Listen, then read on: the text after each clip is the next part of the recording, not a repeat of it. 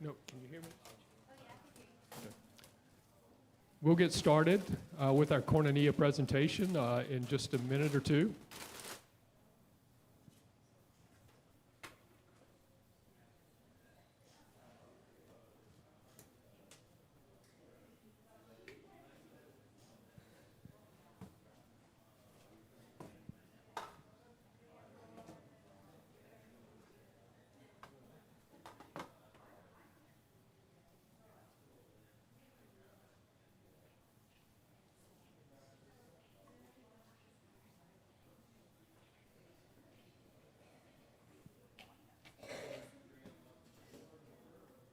Well, thank you very much for being here this morning. I think this is the third presentation in our fall Koinonia series, through which we continue to learn more about the county that we call home and the needs that exist that are affecting quality of life in Cabarrus County. Chuck and Pam Collier are in Italy right now, which is why he's not here today. And the Robinsons are away as well, so you're stuck with me. But it's my pleasure to introduce two people from Opportunity House here in Cabarrus County. But before I do that, let's bow for a word of prayer. Loving God, we thank you for this day and for the gift of life that you provide each one of us. We give thanks for this place that we call home and for the opportunity to serve our sisters and brothers. Thank you for Laura and Dennis and for their service through Opportunity House and for their presence today as they seek to educate each one of us on their work. We invoke the presence of your Spirit to guide and direct us as we learn more about the needs in our community and how we might respond. For it's in the name of your Son, Jesus Christ, that we pray. Amen.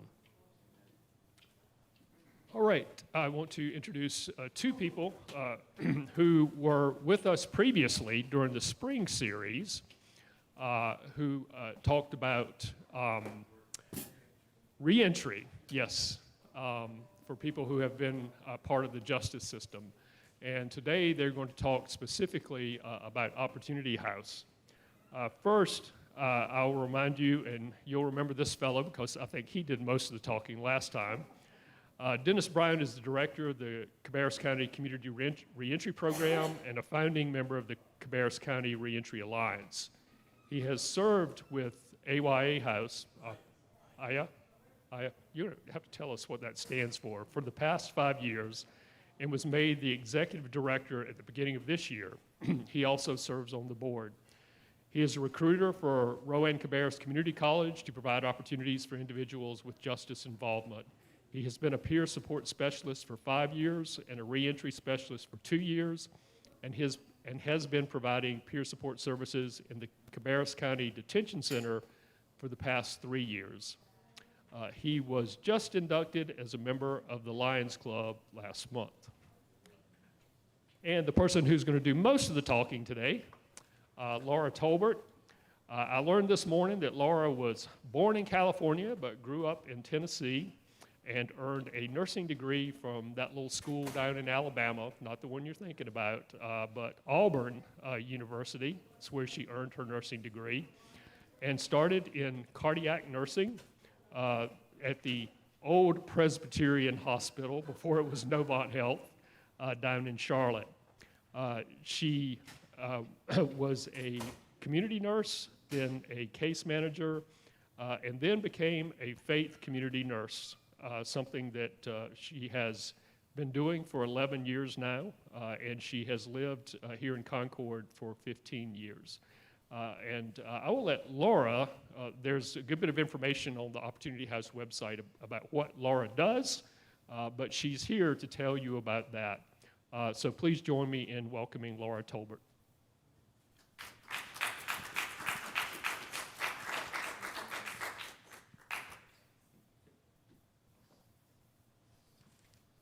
So good morning, everybody. Thank you for letting us be here to talk about what our passion is and what we do, and where we work also. So I thought that before I kind of got into what Opportunity House does, I would kind of give a picture of what homelessness in Cabarrus County looks like. We have just concluded a session with a group called the Unsheltered Impact Group. And part of what we did in that group was look at how can we quantify homelessness in Concord, and then how can we start to look to meet those needs, and how can we see what community resources are there and what community resources are needed. So as part of that group, we tried to establish like what we felt was the number of homeless in Cabarrus County. So back in September of 2020, the city of Concord and the city of Kannapolis police departments tried to kind of quantify. And what they found were there were about 14 encampments and about 150 to 200 unsheltered individuals. So that was September of 2020. This year, when our group got together, again with City of Concord, City of Kannapolis, and the Sheriff's Department, and then other groups besides Opportunity House that serve the homeless population, we estimated that there were more like 300 to 500 unsheltered individuals. So in the past 2 years, we've had about an 80% increase in homelessness in our county. So as we looked at that and how can we address it, we looked at the kind of, in our effort to quantify, we kind of identified that there are chronically homeless and then situationally homeless. So the chronically homeless are those ones who have been homeless for more than a year or who have had 4 episodes or more of homelessness in the past 3 years. And that is HUD's definition of homelessness. So we kind of followed that.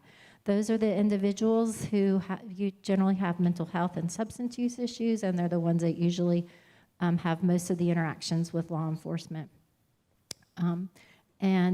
Just kind of as a group, we kind of determined that it was probably about 40% of the homeless population is probably in that kind of chronic category. Situationally homeless are those individuals who kind of had that perfect storm of problems. They had a divorce, they had a loss of a job, they had an illness, something happened that got them to their homelessness. They are generally able to navigate if they knew what the resources are. So it's just kind of a connecting them to resources, and then they're able to kind of pull themselves out of their situation.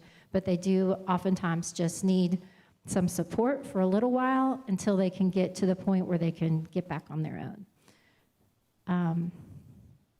So looking at all of that, and if you think about these groups combined and you think about the cost to the community for, on average for homelessness, it's about $40,000 a year, and that's kind of like a national average, $38,000 to $40,000 a year per homeless person. And those costs are in police interaction, ED visits, court costs, jail costs, cleanup costs, petty theft, like all the things that you would think about with homelessness, they add up to an average of about $40,000 a year. So it's the cost to if you look at, we have 300 to 500 homeless individuals. The cost to our community, y'all do the math, I don't know, whatever 40,000 times 300 people is. So $12 million. So what can we do? Like, what can we do? Where can we start? So part of what we talked about in this impact group was how can we get people the services that they need? And so what you have to do is you have to provide services that we know they need with things that they know they want, or need. So they need a place to plug in their phones. They need a place to take a shower. They need a place to get food. So whenever you combine what they think they want and need with what we can provide for them, then we can build that relationship, we can build the trust, and then we can help them get engaged in the services that we want to provide. So that's kind of where Opportunity House comes in. So if you don't know, Opportunity House is in Concord. We're on Corbin Avenue, about half a block west of Spring Street. We're close to the library, the jail, the shelter, the courthouse, everything that kind of we need for our reentry and for just serving our homeless population. What we provide is we have a devotional every morning. We provide breakfast and lunch. We have shower facilities, and we provide the toiletries. We have laundry facilities, and we provide the laundry detergent. We have a clothing closet. We have a computer lab. I'm forgetting something. And then I'm there to provide kind of connection to resources. So people come to me if they need an ID. They come to me if they need a doctor, need help purchasing their medications, if they need mental health, substance use help, assistance with finding a job, assistance with doing applications for food stamps, Medicaid, jobs, whatever applications there are. And so I just like try and help people with connections to whatever it is that they need. And that's kind of where I started with Opportunity House. Since we've had the reentry program come in as part of what we do, we have been able to add things like computer classes and life skills and employment readiness classes. We're getting ready to start having a GED class at Opportunity House, which we're really excited about. And then we also have AA and NA meetings, recovery meetings. We offer a Getting Ahead and a Just Getting By World class for our folks. So we're beginning to add more and more and more to try and help connect people with what they need in order to move forward. Trying to help somebody get out of homelessness is more than just getting them a job. We've got to address those root causes of their homelessness or of their substance use or of their mental health in order to help them move forward. So we serve about 45 people a day. So 2 meals for 45 people a day. We do takeout lunches as well. We have had about 700 unique people over the past year. So over the past 12 months, we've seen 700 different people. And we get about 1 or 2 new individuals a day. So these are newly self-identified individuals who come in who are either homeless or living kind of on the edge of society and can't like make ends meet. So I've had some people come in and say, yeah, I'm grocery challenged, so I'm coming for lunch. So we've had a lot of that.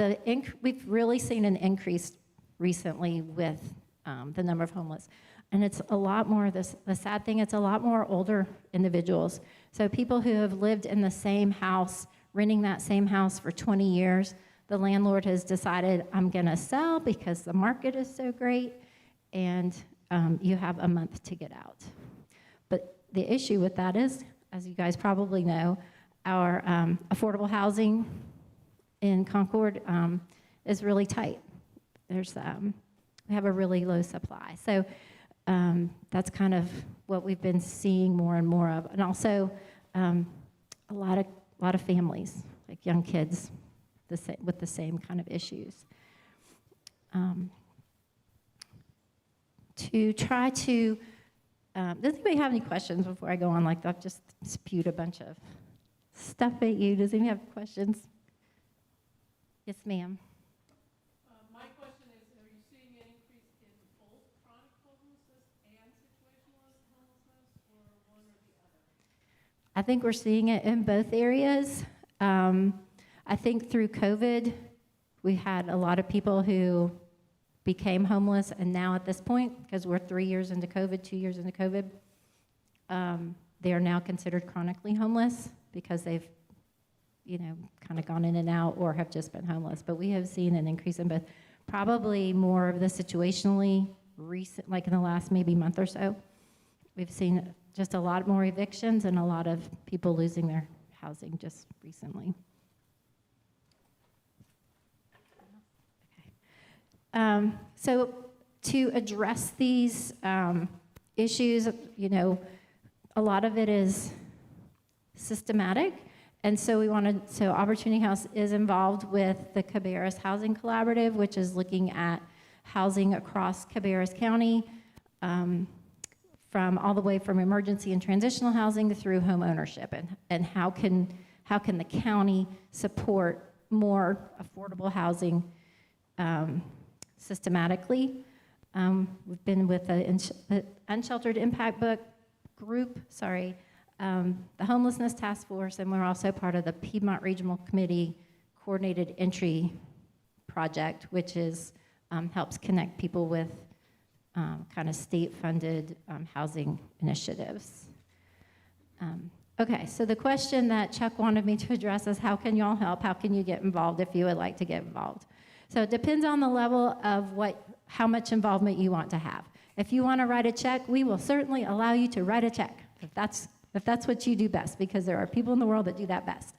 If you want to be like intimately involved, we have had some really great success with getting some of our chronically homeless folks off the street by one-on-one assistance. So somebody practically came in and adopted that person, walked them through getting disability or getting their disability back, or getting them their IDs and getting them into whatever program or resources they needed. But they just kind of came and took that person hand in hand and walked them through each step of the process.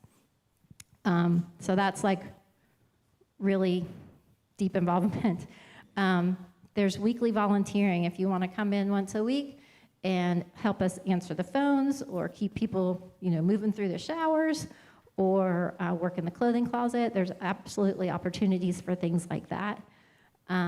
There's a one-time project. So if you want to get a group together and come in and paint Dennis's office, because it really needs to be done, then that's another kind of involvement that you can do. But then we've got like a bunch of like little light construction projects like that could be, if there's a group of people that would like to try and do something like that. There's also like sorting donations, changing over from winter to summer clothes in the clothing closet. So there's just like different little projects like that can be done a one-time project. Some people like to provide meals. So we have a few people that like once a month say, I'm bringing the meal on Friday. And so if that's something that somebody would be interested in doing, I'm not the cook in the family, so if anybody, that's great that somebody else can do that. Let's see. All right, so things that maybe if you want to like try and have a drive to like donate items that we need for donation are tents, sleeping bags, and backpacks. People, they just go through them. The tents, we get them, they only last maybe 6 months. They're out in the weather being used every single day. They're not gonna last forever. And then paper goods, we go through a lot of paper goods. So we use paper plates, we use the takeout little, styrofoam closey things, paper towels, toilet paper, napkins, plasticware, cups, all that kind of stuff. Cleaning supplies, laundry detergent, that kind of stuff. Bus passes, we do assist people with bus passes if it's like their first week of work or if they have a doctor's appointment. We try to make sure that we can help facilitate transportation for them. And then clothing. With clothing, we mostly need jeans, t-shirts, hoodies, sweatshirts, sweaters, coats, tennis shoes, boots. Not so much dress clothes. People think, they need interview clothes, but most of the interviews are online or over the phone anymore, so they really don't need that quite as much. We do also need raincoats or ponchos and umbrellas. So I think that's my exhaustive list. Does anybody have any other questions for me? Yes, sir. My question is, so where does your ongoing support come from to supply food and even help for like staff or that sort of thing as well? So we are part of the United Methodist Church. So we have some support from the North Carolina Western Conference. We have grants that we get. We have churches that support. We have individuals that support. So it's all donated. Yeah. My question is, you mentioned things like walking people through how to get their disability, et cetera. Do you have training on how to do that? Because I would have no idea. So I wouldn't call it training, but I have a lot of experience in that.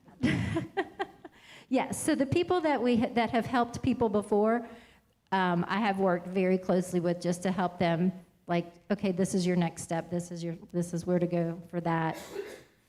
I do. Mm-hmm. Okay, I have a couple of questions. You said you serve breakfast and lunch. Mm-hmm. I'm curious, where is that prepared? Do you have a kitchen, and how many people do you generally serve? So that's one. And then how does what you do, how do you partner with other organizations like Cooperative Christian Ministry and with the Salvation Army shelter, those things, you know, that are already in place about transitional housing or emergency crisis housing?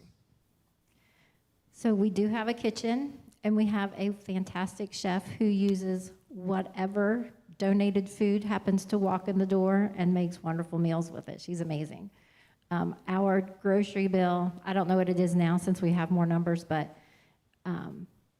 like last spring, our grocery bill was only like $200 a week to serve 45 meals a day, 45 breakfasts. So we do probably 40 to 45 breakfasts and probably 35 to 40 lunches a day.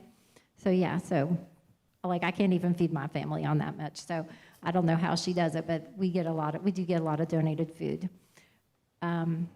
As far as cooperating with other agencies, we have a lot of really great partnerships. And we try to make sure that we don't overlap in services, but that we make sure that we do like what we call a warm handoff. A warm handoff, so if somebody comes to us, so we mostly, like we allow families into the shelter, of course, but we don't really have services much for families. We are more geared towards single homeless people. So with families, we work with Cooperative Christian Ministries. We have them, so we would refer them to their website and then give them a call and say, hey, so-and-so just went on your website, and this is what I know about them. And so we can just kind of make sure that we are doing a warm handoff. As far as Salvation Army, they have a caseworker there. That position has recently been vacated, but generally speaking, we try and communicate with what's going on. If someone comes in and says, you know, they've been helping me do this there, then I'll communicate with them to make sure that I'm not duplicating or, stepping on toes, getting things done. But we have a lot of community partnerships that we work through that way. So we work with an organization called Open Door House. We work with CCM and Salvation Army. Who else do we work with, Dennis? We have some Cabarrus Health Alliance. We work very closely with them. So just whoever, the Community Free Clinic, we work a lot with them, but we have pretty good communication just because we've taken the time. So I'll just say, Mr. Brown over here, during COVID, this is like March of 2020 is when Dennis and I started working on putting together the reentry and the housing programs that we have. And he dragged me through COVID to all these people, these community partners. And we met mostly face-to-face, 6 feet apart with masks on, and learned all of these community resources that we have so that we made sure that we were partnering, working together, and not duplicating services. You said that you allow families into the shelter. So you're saying you have a shelter as well? So we're considered a day shelter. Oh, okay. Yeah, so we do allow families in. We do have strict, like an 18-year-old, if you're under the age of 18, you may not come into the shelter unaccompanied by a parent or guardian. If you have children, our rule is you keep your kids with you at all times because everybody is allowed into the into Opportunity House. We don't do like background checks, so we do have strict rules for people with children.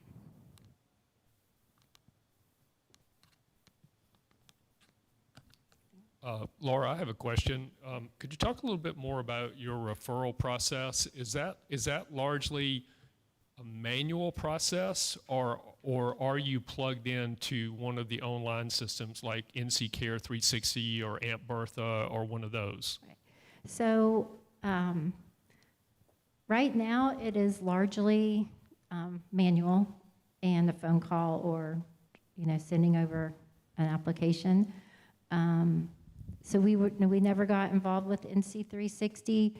It was something that we were kind of looking at, and then it kind of a lot of organizations weren't getting involved in that. So now it looks like more people are getting into the Find Help, which is that they call it Find Help now instead of Aunt Bertha. This is their third name change. Yeah. So we are hoping to get involved with the Find Help so that we can do that online referral. Some places have an online referral process, like with CCM, we'll use their online, and then so it's just kind of depends on the organization. At this point, are you getting much feedback in terms of closing the loop that the person you referred actually obtained this service? It's about, like with the free clinic, I get 100% feedback through them. With CCM, it kind of depends on the case and what's going on.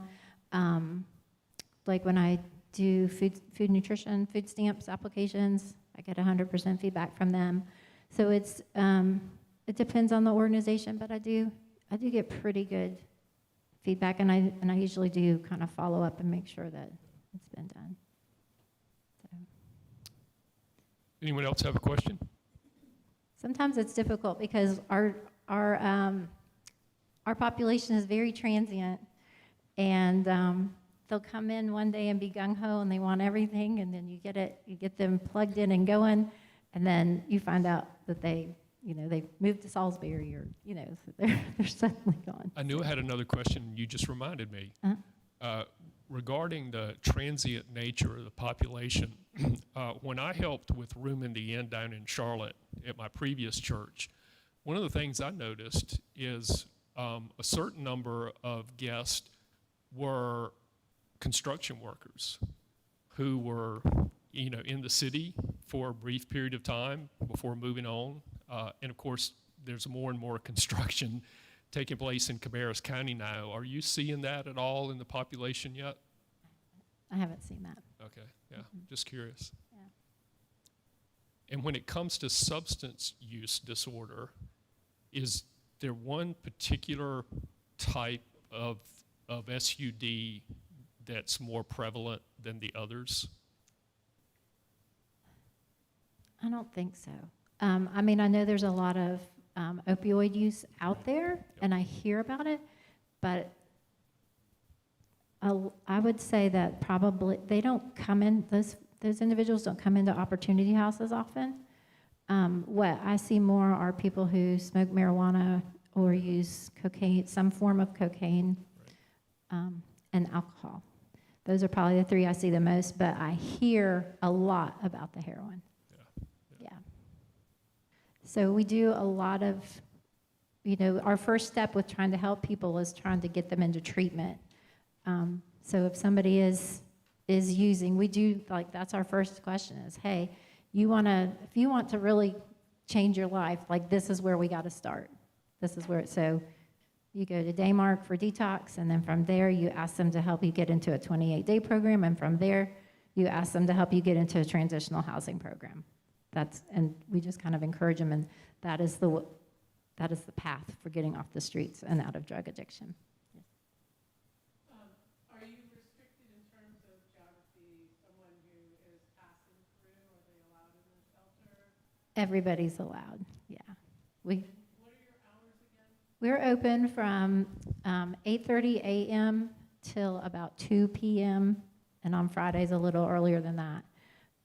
We used to be open until 3 p.m., and we were finding that by about 12:30, which is, hour or so after lunch, we would only have 1 or 2 guests who were still in the house.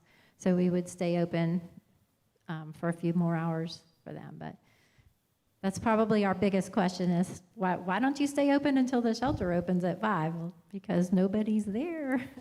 They all leave. I'm not sure where they go, but they do leave us. Are your NA and AA meetings just for your clients, or can anybody come to Anybody those? can come. So we have Mondays at noon, we have an AA meeting, and they are from the outside. It's an open meeting, I guess is what it's called. I don't know. And then we have an NA meeting on Friday nights at 8 p.m., and that is also an open meeting. And then we also have what we call Recovery Mondays, which is Monday evenings at 7, and it's just a different format. It's not a 12-step format. It's more of a learn about your disease and how can you work on your wellness. So how to be totally well as you move through recovery. Any other questions? Oh,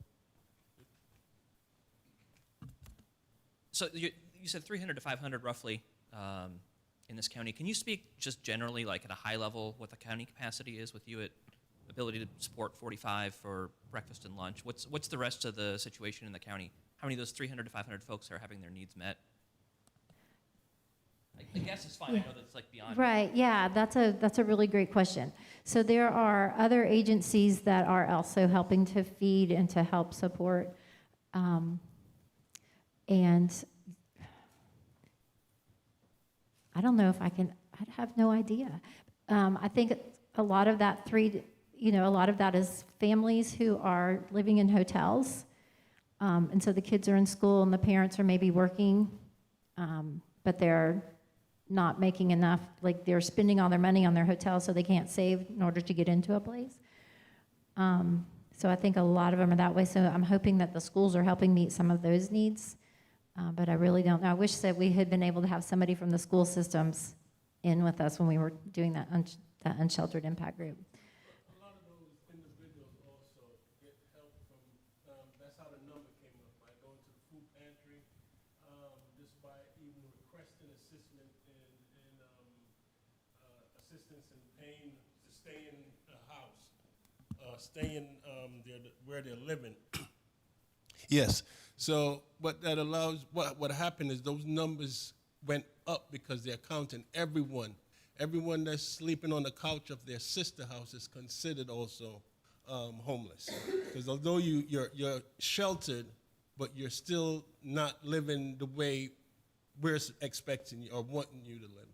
So those numbers are counted in so much different categories. That's why this year, and even like Laura was saying, because of COVID, a lot of individuals got evicted from their house. A lot of people got, misplaced. So that's why you see those numbers are like that. So the numbers that we help, there's a lot of agency out there that helps other individuals also. And we all work together to make sure everybody's getting some kind of assistance. all right, any last questions? Okay, if not, Laura and Dennis, we thank you both for taking the time to be with us this morning. We're grateful for your examples, for your ministries, for educating us on Opportunity House. In a few weeks, we'll be going into a very intentional time of discernment when we will be having conversations with small groups here in the church about what we have learned. And then we're going to be very intentional about listening to one another and, most important, seeking the guidance of the Holy Spirit about how we might respond to one or more of the needs here in Cabarrus County. So we're very much looking forward to that process, and each presentation has been vitally important.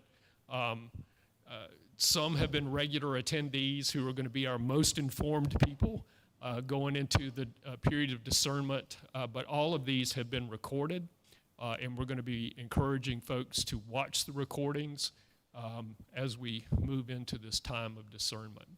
So thank you to each of you for being here this morning, and I can't recall offhand, I know we have a few more presentations coming up, so be on the lookout in the church newsletter for more information about those. We are dismissed.